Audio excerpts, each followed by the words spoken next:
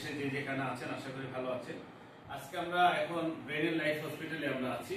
তো এখন কথা বলবো আমাদের sir professor Golam Rabbani sir বাংলাদেশের এখন সবার সিনিয়র। তো মানসিক রোগ নিয়ে এখনো মানুষ যে বিভ্রান্তির মধ্যে আছে, যে অনেক শিক্ষিত লোকও তাদের সন্তান যখন অসুস্থ হয় তারা বুঝতে চায় না, এখনো তারা ওই যে কবিরাজের কাছে যায়, জার পোক করে, এখনো বুঝে না যে মানসিক রোগ যে একটা ডায়াবেটিসের মতন। এটা এই বিষয় নিয়ে মানসিক রোগ নিয়ে যে মানুষ যে ডাক্তারের কাছে আইতে বিব্রত বোধ করে, এই বিষয় নিয়ে একটু স্যারের কাছ থেকে আমরা একটু কথা বলবো। স্যার যদি এই বিষয়ে একটু কিছু বলেন।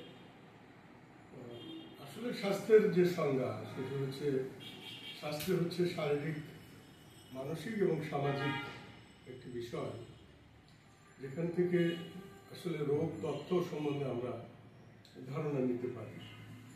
তো শারীরিক রোগগুলো শরীরে যে বিভিন্ন সিস্টেম আছে সেই অনুযায়ী ডাক্তার সাহেবরা পরীক্ষা নিরীক্ষা করে ওষুধপত্র দেন, যেটি চাক্ষুষ দেখা যায় এবং বোঝা যায়। কিন্তু মানসিক বিষয়টা এমন যে মানুষের কোনো পরিমাপ করার জন্য কোনো কোনো যন্ত্রপাতি নেই, যে আমি কোথাও ধরলাম, টিপ দিলাম কিংবা নাড়াচাড়া করলাম, এইটার কোনো বিষয় না। মানসিক রোগটি হচ্ছে যে ব্যক্তি তার হচ্ছে কতগুলো সাইকোলজিক্যাল যে আসপেক্ট আছে, বিষয় আছে, সেগুলো থেকে আসলে এই রোগগুলোর উৎপত্তি হয়।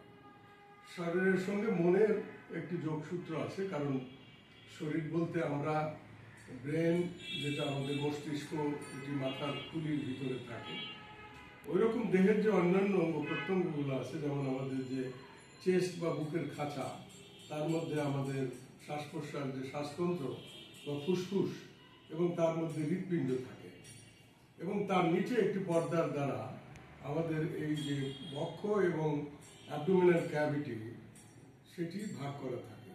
এবং যে অ্যাবডোমিনাল ক্যাভিটি বা যেখানে আমাদের খাদ্যনালী এবং খাদ্য সংক্রান্ত অন্যান্য যে সমস্ত অঙ্গ বা তন্ত্র থাকে সেগুলো থাকে, যেমন স্টমাক, ক্ষুদ্রান্ত, বৃহদান্ত এবং লিভার, এই জিনিসগুলো থাকে এবং সেগুলো থেকে হজম হয় এবং পায়ুপথ দিয়ে আমাদের শরীরের ভিতরে আমরা যে খাদ্য গ্রহণ করি এগুলো নির্গত হয়।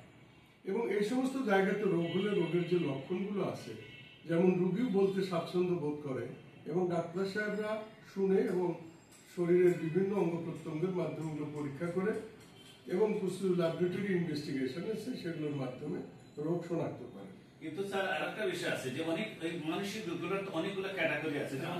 আমি যেটা বলছি যে মানসিক রোগ হচ্ছে আমরা আমাদের যে পঞ্চ ইন্দ্রিয় আছে, এই পঞ্চ ইন্দ্রিয় দিয়ে আমরা পৃথিবীটাকে অবলোকন করি এবং এটা বুঝি, এবং তার জন্য আমাদের 12 জোড়া ক্র্যানিয়াল নার্ভ আছে, যেগুলোর মধ্যে যেমন ধরেন 1 নম্বর জোড়া হচ্ছে নাক, তারপরে চক্ষুর সঙ্গে 5টি ক্র্যানিয়াল নার্ভ যুক্ত আছে, তারপরে আপনার আরো যে সমস্ত নার্ভ, যেমন পেটের ভিতরে যে নার্ভটা কাজ করে ওটাকে আমরা ভ্যাগাস নার্ভ বলি। এগুলো আমাদের ইসোফেগাস থেকে শুরু করে একদম পায়ুপথ পর্যন্ত বিস্তৃত। এই জিনিসগুলো দিয়ে আমরা পৃথিবীটাকে যে দেখি এবং এই দেখার মাধ্যমে কিন্তু আমাদের অনুভূতি, অনুভব এগুলো হয়। এখন আমাদের দেশের যে সামাজিক অবস্থা এবং আমরা যে জিনিসগুলোকে বিশ্বাস করি, সেই বিশ্বাসের সঙ্গে কিন্তু মানসিক রোগের একটি সম্পর্ক আছে।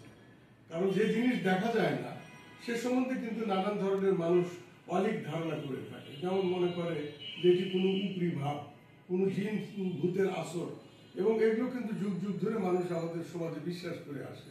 সেই বিশ্বাসের বশবর্তী হয়ে যখন কোনো মানুষ মানসিক রোগের কারণে যখন কথাবার্তা বলতে থাকে, সেই কথাবার্তাগুলো শুনে তাদের মনে হয় যে এটি কোনো উপরি বা কোনো ভূত প্রেতের কোনো আসরের মাধ্যমে এটা হয়েছে। আসলে কিন্তু এটি সঠিক নয়। মানুষের যে বিশ্বাস, এই বিশ্বাসের সঙ্গেও কিন্তু মানুষের মানসিক রোগের সম্পর্ক আছে। যেমন অনেক লোক মনে করে যে তাকে জাদু টোনা বান মারা হয়েছে, যার ফলে সেই কথাবার্তা যেগুলো বলে সেখানে অনেক অবিশ্বাস, অনেকে সন্দেহ করা, এই ধরনের বিষয়গুলো চলে আসে। কিন্তু এই জিনিসগুলো তো পরিমাপ করার জন্য কোনো যন্ত্র নাই, যেটা আমরা স্টেথোস্কোপ দিয়ে আমরা বুকের শব্দ শুনি, আমরা হৃৎপিণ্ডের শব্দ শুনি, শ্বাস প্রশ্বাসের ভিতরে কোনো জটিলতা আছে কিনা, কোনো রকম শ্বাস প্রশ্বাসে কোনো হুইজ, ক্রেপস, যেগুলো কাশি, নিউমোনিয়া হলে আমরা বুঝতে পারি। ব্রেন পরিমাপের জন্য, মানুষের মানসিক অবস্থা জানার জন্য তো ওই রকম কিছু নেই। ওদেরকে এটা তো স্যার আপনারা পারেন, আপনারা যারা বিশেষজ্ঞ, আপনারা তাদের সিম্পটম দেখলে, তাদের সাথে কথা বললে আপনারা আসলে কি ডিজিজটা তার হয়েছে এটা কিন্তু আপনারা ডায়াগনোসিস করতে পারেন। তারপরে আরেকটা বিষয় হলো স্যার, যে এই সিজোফ্রেনিয়া রোগী, অনেকে মনে করে সিজোফ্রেনিয়া রোগ এটা ভালো হয় না, কিন্তু আমরা জানি যে ব্রেন লাইফ হসপিটালে দীর্ঘদিন ধরে আপনি যে অনেক রোগীদের, এই আজকে একটা রোগী আসছে কিছু না মানে আগে প্রায় 17 বছর আগে সে ট্রিটমেন্ট নিয়েছিল, 17 বছর পরে আবার সে অসুস্থ হয়েছে। এই রোগটা যে স্যার একটা ডায়াবেটিসের মতন, কিছু কিছু রোগ আছে যেমন আপনার 100 জনের মধ্যে 30 জন ভালো হয়ে যায়, 30 জন মোটামুটি ভালো হয়, 30 জন জীবনে ভালো হয় না। তো আসলে ওই ক্যাটাগরিগুলো তারা আসলে ওই গার্জিয়ানরা যখন এই ডাক্তারের কাছে আসতে বিব্রত বোধ করে, তারা মনে করে পাগলের ডাক্তার, পাগল রোগীরা যখন তারা পাগল বলে তখন রোগী কিন্তু আসতে চায় না। আর আরেকটা বিষয় আছে স্যার, তারা রোগীরা যে ওষুধগুলা খায়, ওষুধগুলা খেলে তাদের মধ্যে একটু জীবাণু ভাব আসে, এই জন্য তারা কিন্তু আসলে ওষুধগুলা খেতে চায় না। তো এই বিষয় নিয়ে যে এই ওষুধগুলোর সাথে যে সবকিছু একটা মিশ্রণ আছে, যে ওষুধ খাইলে ওষুধের সাথে একটা হোম রিলেটেড আছে, যারা চাকরি করে তাদের জন্য আপনি একটা ডোজ কিন্তু সেট করে দেন, তাদের সকালে দেন, সকালে অনেক সময় দেন, দুপুরে দেন না, রাত্রে 2 বেলা ডোজটা অ্যাডজাস্ট করে দিন, যেটা দীর্ঘদিন ধরে আপনাকে দেখছি। কিন্তু এই যে কিছু মানুষ তারা যখন মনে করে তারা চাকরি করলে ডাক্তারের কাছে যে তারা তো প্রবলেম গুলো বলতে হবে, যে স্যার আমার রোগী কিন্তু চাকরি করবে বা আমার রোগী একটা কাজ করে, এই যে প্রবলেম গুলো রোগীরা ওষুধ খাইতেছে না শুধু এই কারণে স্যার, যে সে মনে করে রোগী ওষুধ খাইলে পরে তার মধ্যে একটা জীবাণু ভাব চলে আসে, সে মনে করে তার শরীর দুর্বল হয়ে যায়, কিংবা তার যে সেক্সুয়ালি সে ডিজর্ডার হয়ে যাবে, এরকম কিছু সচেতন রোগীরা কমপ্লেন করে স্যার। এই বিষয়ে ওইটাই আপনি ঠিকই বলেছেন, কারণ মানসিক সমস্যার তো শুধু একটি দিক না, ওই মানুষটার একটা যোগাযোগের যে মাধ্যম সেটি হচ্ছে কথোপকথনের মাধ্যমে। একটি মানুষের যে আন্ডারস্ট্যান্ডিং বা তার যে বোধ, সেটির জন্য একটি কগনিটিভ সিস্টেম কাজ করে। আর এই মানুষগুলো যেহেতু মানসিক রোগী, তাদের প্রতি মানুষের অবজ্ঞা অনেক সময় দেখা যায়, এবং তারা যেভাবে চলাফেরা করে তাতে তাদের লক্ষণগুলো যখন স্পষ্ট হয় তখন মানুষও তাদেরকে অনেক সময় ভুল বোঝে। তার ফলে হয় কি, যে এরা মানসিক রোগের ডাক্তারের কাছে যেতে চায় না, মনে করে আমি যদি মানসিক রোগের ডাক্তারের কাছে যাই তাহলে তো আমি তো লেভেল হয়ে যাবো, আমাকে লোকে মানসিক রোগী ভাববে, তার জন্য আমার সম্মান পূর্ণ হবে, আমাকে কোনো দাম দিবে না, এটি একটা ভীতি। আর একটা ভীতি হচ্ছে যে ওষুধ যখন খাওয়ার দরকার ওরা কিন্তু সেইভাবে খায় না, তারা অনেক কিছু লুকোচুরি করে। আর যারা অভিভাবক তারাও কিন্তু বোঝে না যে এই ওষুধের উপকারিতা কি। প্রাথমিকভাবে তো রোগী যেহেতু উত্তেজিত থাকে, তার অনিদ্রা থাকে, আর এই জিনিসগুলো আমাদের যে স্নায়ুতন্ত্র তার ভিতরে যে সমস্ত কেমিক্যালস যেগুলো নির্গত হয়, যেগুলোকে আমরা নিউরো ট্রান্সমিটার বলি, এগুলো তো ব্রেনের বিভিন্ন স্থানে তার যে ক্রিয়া প্রতিক্রিয়া সেই জায়গাগুলোতে কিন্তু কাজ করে একটা রোগীকে সুন্দরভাবে তার স্নায়বিক যে শক্তি, যে ক্ষমতা, সেগুলোকে কাজ করতে সাহায্য করে। এখন ইনিশিয়ালি একজন রোগীকে আপনি ওষুধ দিয়ে পরের দিন যদি আপনি তাকে কাজে পাঠান, সে তো দিনের বাদ ওইভাবে কাজগুলো করতে পারবে না। ওই জন্য ডাক্তারের সঙ্গে সঠিকভাবে পরামর্শ করে উনি ওষুধগুলো কখন কিভাবে খেতে হবে, এটা যদি উনি সঠিকভাবে জানান এবং জেনে নেওয়ার চেষ্টা করেন, এবং অভিভাবক যদি ওইভাবে রোগীকে পরিচালনা করেন, এবং রোগীর সঙ্গে চিকিৎসকের এবং রোগীর সঙ্গে অভিভাবকের যে একটি সুন্দর সম্পর্কের বন্ধন, এটি কিন্তু আগে প্রথমে সৃষ্টি করতে হবে। এবং ওটি যখন হয়ে যাবে আপনি দেখবেন যে চিকিৎসা কিন্তু অর্ধেকটা হয়ে গেছে। তারপরে রোগী ওই সম্পর্কের উপর ভিত্তি করেই ডাক্তারের কাছে আসতে থাকে, কারণ ডাক্তারের প্রতি তার একটা আস্থা আসলে তৈরি হয়, কারণ সে বিশ্বাস করে যে ডাক্তার আমার প্রকৃত বন্ধু, তার ওষুধ খেলে আমি সঠিকভাবে সামাজিক কাজকর্ম, আমার দৈনন্দিন যে অফিস আদালতই হোক, কিংবা আমার গৃহকর্মই হোক, কিংবা আমার যে বিজনেস কিংবা ব্যবসা বাণিজ্য যাই হোক না কেন, আমি সঠিকভাবে করতে পারি। এই জিনিসগুলো আসলে কিন্তু খোলামেলা আমাদের চিকিৎসকের সঙ্গে, অভিভাবকের সঙ্গে আসলে হওয়া উচিত। কিন্তু আমি যদি কোনো একটা বিশেষ ধারণার বশবর্তী হয়ে আমার ইচ্ছা মতো বলি যে না ভাই, ওই ডাক্তারের কাছে যেয়ে লাভ নেই, কি ওষুধ দেয়, খেয়ে শুধু রুগী ঝিমায়, চুপচাপ বসে থাকে, কোনো কাজের উৎসাহ নাই, বিয়ে শাদী করলে স্ত্রীর সঙ্গে মেলামেশা করতে পারে না, এই যে একতরফাভাবে রুগীকে অভিযুক্ত করা, অথবা চিকিৎসকের চিকিৎসাটাকে ঠিক মতো না বুঝেই এ সম্বন্ধে একটি মতামত বা মন্তব্য পেশ করা, এটি কিন্তু আসলে সঠিক নয়। এই জন্য আমি মনে করি যে যখন কোনো মানসিক রোগকে কোনো অভিভাবক বা কোনো তার পিতামাতা নিয়ে আসবেন, আসলে চিকিৎসকের সঙ্গে এই যে যারা চিকিৎসার সহকারী আছেন, আমাদের ক্লিনিকের যারা ব্যক্তি, এবং এর সঙ্গে অন্যান্য যারা সম্পৃক্ত পিতামাতা, ভাই বোন, তাদের সবাইকে নিয়ে আসলে ফ্যামিলি কাউন্সেলিং করা উচিত।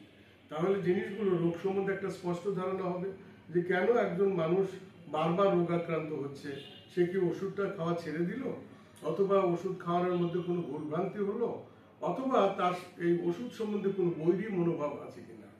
এই জিনিসগুলো যখন বোঝা যাবে এবং রুগীকে যদি আমরা এর সঙ্গে অংশগ্রহণ করাই, অর্থাৎ চিকিৎসা করতে গেলে রুগীর অংশগ্রহণ যেমন দরকার, তার অভিভাবক এবং অন্যান্য পরিবারের যারা আছেন তাদেরও কিন্তু অংশগ্রহণ করা একান্তই জরুরি। তারপরে যেটা আছে সেটি হচ্ছে যে ওষুধের কোনটার কি কাজ, এ সম্বন্ধেও কিন্তু একটা সম্যক ধারণা তাদেরকে থাকতে হবে।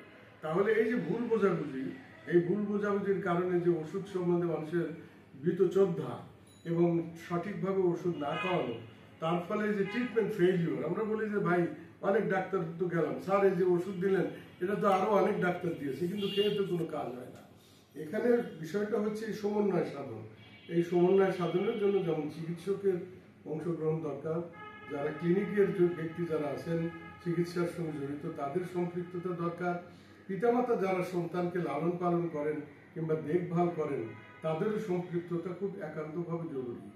ধন্যবাদ স্যারের কথা থেকে আমরা যেটা বুঝলাম, স্যারকে অনেক ধন্যবাদ, অনেক মূল্যবান কথা বলছেন। আমরা আপনারা এখানে কমেন্ট করবেন বা আপনাদের কিছু জানার থাকলে আপনারা লিখবেন, প্রায় স্যারকে নিয়ে আসবো। তো স্যারের কথা থেকে আমরা যারা সামারি করতে চাই যে একজন স্যারের কাছে যখন একজন বিশেষজ্ঞ চিকিৎসকের কাছে আপনারা যাবেন, আপনাকে যে ডোজ অ্যাডজাস্ট করার জন্য যদি কোনো রোগী ভর্তির প্রয়োজন, আপনারা তো অনেকে মনে করতে পারেন যে ডাক্তার সাহেবরা টাকার জন্য হাসপাতালে ভর্তি করেন। না, টাকার জন্য হাসপাতালে ভর্তি করেন না, হাসপাতালে ভর্তি করেন ডোজ অ্যাডজাস্ট করার জন্য। যখন ডায়াবেটিসটা যখন অনেক বেশি হয়ে যায় তখন কিন্তু হাসপাতালে ভর্তি করতে হয়। ডায়াবেটিসটা যখন কন্ট্রোলে চলে আসে তখন কিন্তু রোগীকে বাসায় দেওয়া হয়। ঠিক মানসিক রোগীগুলো কিন্তু এরকম, তার রোগটা যখন তীব্র আকারে চলে আসে, তার যখন সে এক ধরনের যে রোগের যে বিষয়গুলো আমরা বলছি, এখানে বাইপোলার মুড ডিসঅর্ডারের যে রোগীগুলো আছে তারা ভাইলেন্স হয়ে যাবে, শিকলটা বেঁধে আমাদের কাছে আপনারা নিয়ে আসতেছেন। এখানে আসার পরে ওষুধ খাওয়ার পরে কিন্তু তারা একটা পর্যায়ে স্বাভাবিক হয়ে যায়। যখন স্বাভাবিক হয়ে যায় এখান থেকে ডোজ অ্যাডজাস্ট করে স্যার কিন্তু আপনাদেরকে বাসায় পাঠিয়ে দেন।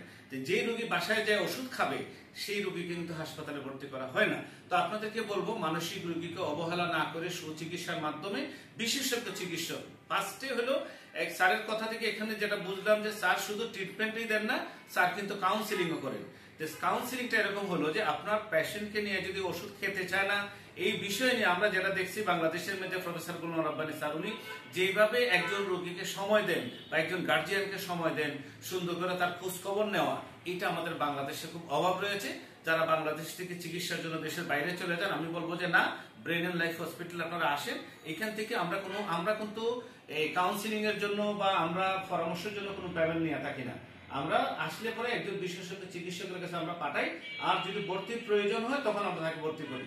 তা আমি বলবো যে যেখানে আছেন মানসিক রোগীকে অবহেলা না করে সুচিকিৎসার মাধ্যমে তাদের স্বাভাবিক জীবনে ফিরে দেন। আর মানসিক রোগীকে পাগল বলবেন না, সে সংসারের গুরুত্বপূর্ণ একজন সদস্য, এরা তাকে বুঝতে দেন। ভালো থাকেন। আপনারা জানেন এটা বাংলাদেশের প্রাণকেন্দ্র গ্রিন রোডে আপনার পানি উন্নয়ন বোর্ডের উল্টা পাশে। এখানে আমাদের 145/1 হোল্ডিং নাম্বার, মোবাইল নাম্বার 01742544300। আমার নিজের পার্সোনাল নাম্বার, যদি আমার সাথে কথা বলতে চান 01713031449। আর স্যারকে যদি দেখাইতে চান যে কোনো সময় আমাদের নাম্বারে কল করলে আমরা আপনাকে ভিজিটের ব্যবস্থা করে দিব। এখানে আসবেন, স্যারের সাথে কথা বলবেন, কথা বলে রোগীকে যে ভর্তি করতে হয় এমন কোনো বিষয় না। আর এই জায়গা থেকে বের হয়ে যান। মানসিক রোগ কিন্তু ডায়াবেটিসের মতন, কিডনির সমস্যার মতন, প্রত্যেকটা সমস্যার মতন এটা একটা সমস্যা, এটাকে গুরুত্ব দিবেন। ধন্যবাদ, সবাই ভালো থাকেন। আসসালামু আলাইকুম।